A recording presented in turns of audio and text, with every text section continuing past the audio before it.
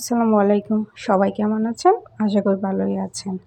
আজকে আমি তৈরি করব তেলের পিঠা বা পোয়া পিঠা।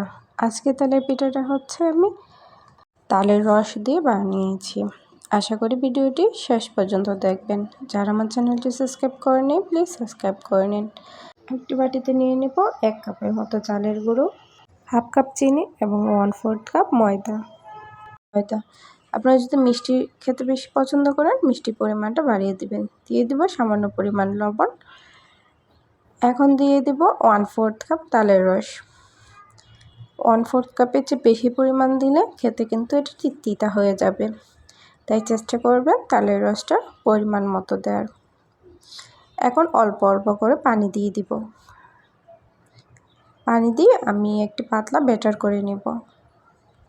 এই ব্যাটারটা 5 মিনিট মাখিয়ে নেবেন, তাহলে দেখবেন কোনো লাম্পস থাকবে না এবং অনেক বেশি ফুলে যাবে।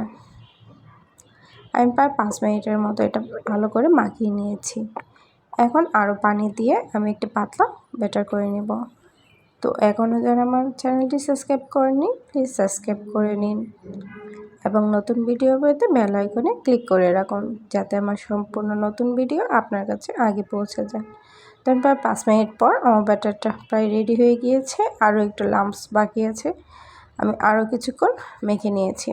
তো আমার এটা হয়ে গিয়েছে। এখন একটু করে দিয়ে দিব পরিমাণ মতো তেল। এটা আমার সেকেন্ড পিঠা। ফার্স্ট পিঠা তো সবারই হয় না, আমারও হয় নাই। তো ব্যাটারটা দেওয়ার পর আমি একটি চামচের সাহায্যে উপর থেকে তেল দিয়ে দিচ্ছি।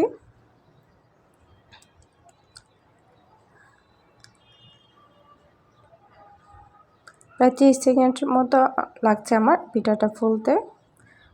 তো এক পাশ হয়ে গেলে অন্য পাশটা আবার উল্টিয়ে নিচ্ছি। একটা পিঠা বানাতে 3 মিনিটের বেশি সময় লাগবে না।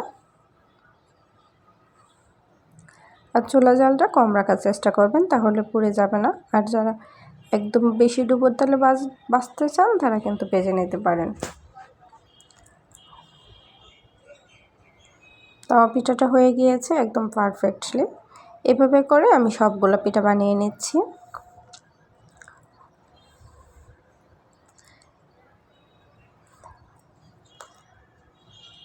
তো সবগুলো পিঠা বানানো হয়ে গিয়েছে। পিঠাগুলো দেখতে কেমন হয়েছে সেটা কিন্তু অবশ্যই কমেন্ট করবেন।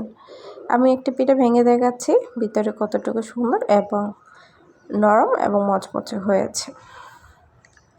আশা করি ভিডিওটি সবার কাছে ভালো লেগেছে এবং এতক্ষণ আমার পাশে থাকার জন্য সবাইকে অসংখ্য ধন্যবাদ।